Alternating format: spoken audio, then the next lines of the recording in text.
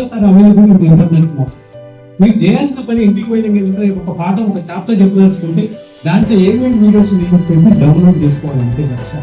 Download చేసుకుని వచ్చి పిల్లలకి బోధనా శాస్త్రం అంటే ఏమి లెక్చర్లు పెంచాలని వాళ్ళు పని. ఓకే, హౌ చిన్న అప్రిషియేట్ మీరు నాన్నని పిల్లల మొహాలు వెలిగిపోతాయా తరలించుకుంటున్నాను. మీ కళ్ళల్లో చూస్తారా? అది టెస్ట్. హ్యాపీగా మీ కళ్ళల్లో చూస్తే మీరు గుర్తించారు.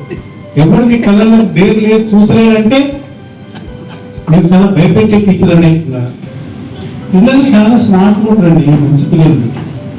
Student engagement in the classroom. How to enhance the span of attention of the student in the classroom. మీరు మాట్లాడుతూనే ఉంటే రిజనింగ్ వేస్తున్నారు. ఆలోచించాలంటే ఏంటంటే you right 4 questions, general questions. ఒక పాఠం స్టార్ట్ చేస్తున్నారు, ఆ పాఠం మీద ఉంటుంది ఏ పేరెంట్స్ అవును చదవాలి కంపేర్ చేస్తారని. సో కంపేర్ ఎక్సెల్ హోప్లెస్కి వాళ్ళు చదివిన నాకేమో ఎవరి చదివేది like separate no comparison.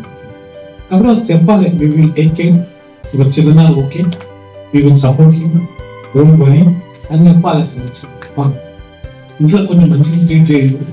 Parents అంటే యూ మంచి ఫుడ్ ఇవ్వండి, కొంచెం క్లారిటీగా చెప్పండి అని చెప్పింది ఏంటంటే సార్ సోషలిస్ట్ టీచర్ అంటే మేము పాఠం పేరు రాస్తాం, మొత్తం లేదా ఒక పేరు పేరుంటే చదవటం, దాన్ని అర్థం చెప్తాం.